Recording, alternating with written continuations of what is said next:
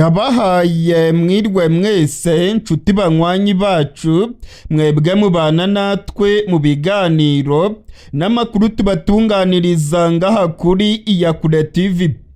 Iyakure TV ni imbonesha kure imwe rudende ibashitsa ko amakuru yizewe, amakuru atosoye, amakuru aba yatohojwe n'itsinda ry'abamenyesha amakuru b'inzobere mu karere k'ibiyaga binini, maze tukayabashikiriza mu buryo bwihuse. Turi kwigenekerezo rya 22 ukwezi kwa gatandatu umwaka w'ibihumbi 2025. Muri kano kanya tugarukanye amakuru akomeye cyane amaze kumenyekana ku mirwano ikomeye irimo kubera mu ishyamba ry'Ikibira. Nkuko twabibabwiye mu makuru yacu yo mu gitondo kuri uyu w'Imana, kuva ku isaha y'isa 11 z'agatondo harimo kuba imirwano ikomeye cyane mu ishyamba ry'Ikibira.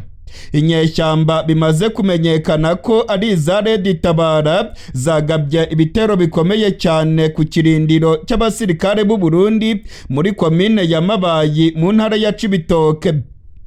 Amakuru akomeye amaze kumenyekana, amakuru arimo gutangazwa n'amasoko yacu mu gisirikare cy'u Burundi aremeza ko muri iki gitero gikomeye cyagabwe na Red-Tabara hariya ku kirindiro cy'abasirikare b'u Burundi muri Mabayi, abasirikare b'u Burundi barenga 30 bitabye Imana.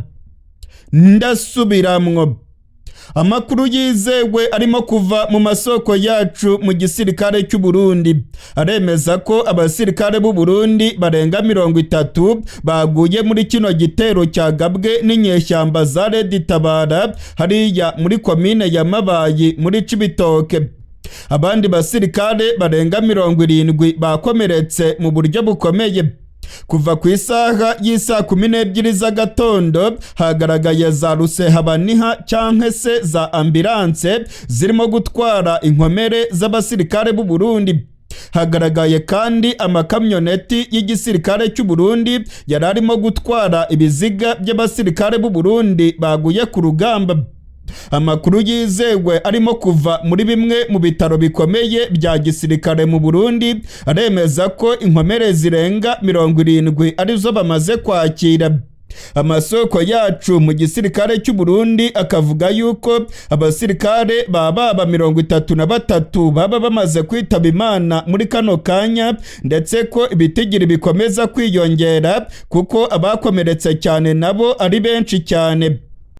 Mu gatondo k'uyu munsi w'Imana ku igenekerezo rya 22 ukwezi kwa gatandatu, igisirikare cy'u Burundi cyabonye ayimbwa yaboneye ku mugezi ku kirindiro cy'intwazangabo z'u Burundi muri Mabayi. Amasoko yacu aremeza yuko Red-Tabara yaguye gitumo abasirikare b'u Burundi maze ikabamishaho urufaya rw'amabombe. Abarenga 30 rero bamaze kwitaba Imana, ndetse abandi barenga 70 bakomeretse nk'uko ibitigiri byizewe birimo kuva mu masoko yacu bibyemeza. Ni igitero gikomeye cyatunguye abasirikare b'u Burundi, ndetse amakuru akemeza yuko Red-Tabara yari imaze iminsi irimo gukora ubutasi bukomeye, ndetse yari imaze iminsi yarinjije intwaro zayo n'abasirikare bayo mu Burundi.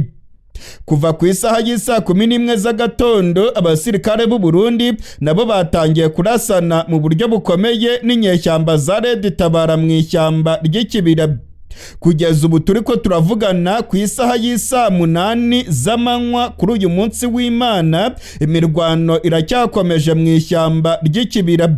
Amakuru arimo kongeraho aremeza ko igisirikare cy'u Burundi kirimo kumisha urufaya rw'amabombe mu ishyamba ry'Ikibira, ari nako inyeshyamba za Red-Tabara nazo zirimo kunyuzamo zikarasana n'abasirikare b'u Burundi. Kugeza ubu turiko turavugana igisirikare cy'u Burundi ntacyo kiratangaza kuri aya makuru y'ibitero bikomeye byibasiye ikirindiro cy'intwazangabo z'u Burundi muri Mabayi. Inyeshyamba za Red-Tabara nazo ntago ziremanga iki gitero. Gusa amasoko yacu akomeye mu gisirikare cy'u Burundi yatwemereye ko igisirikare cy'u Burundi cyamaze kuronka amakuru yizewe yemeza ko Red-Tabara aryo yagabye ibi bitero hariya muri Mabayi ya Cibitoke. Izi nyeshyamba za Red-Tabara kandi ngo zagabye n'ibindi bitero bikomeye muri komine ya Musigati mu ntara ya Bubanza.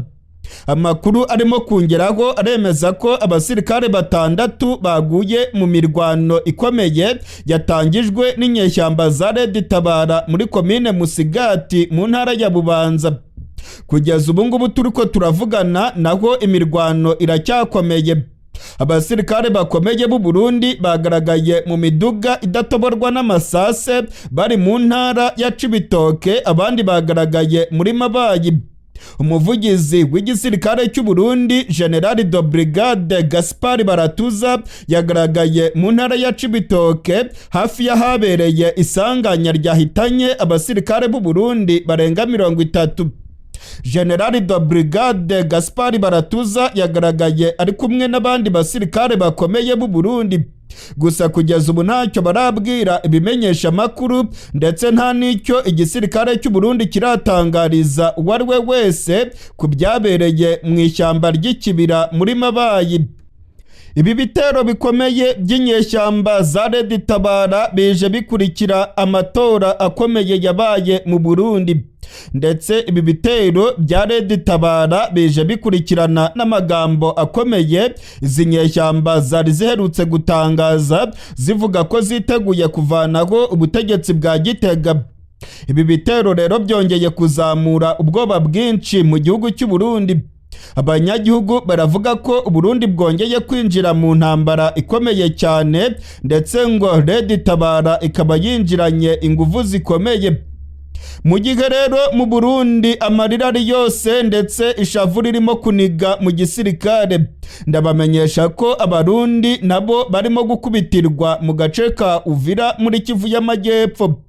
Muri kano kanya amakuru akomeye cyane arimo kongeraho aremeza ko inyeshyamba za M23 zirimo guhangana mu buryo bukomeye n'igisirikare cy'u Burundi. Biravugwa yuko hari abasirikare b'u Burundi barimo kugwa ku rubuga rw'imirwano, ndetse M23 ikaba yakamejeje irimo gushaka kwigarurira igisagara cya Uvira. Kuva mu gatondo k'irigenekerezo rya 22 harimo kumvikana amasase mu micungararo y'igisagara cya Uvira. FARDC, Abazarendo ndetse n'Abarundi barimo kurwana umuhenerezo kugira ngo basubize inyuma abarwanyi ba M23 bigaragara ko nabo bamaramaje barimo gushaka kwigarurira igisagara cya Uvira. Burundi rero buri mu kaga. Birimo kwibonekeza ko mu mpande zose Burundi burimo guhura n'ibyago bikomeye. Mu Kibira abasirikare b'u Burundi barimo gukubitwa bikomeye. Muri Uvira naho abasirikare barimo kubona yimbwa yaboneye ku mugezi.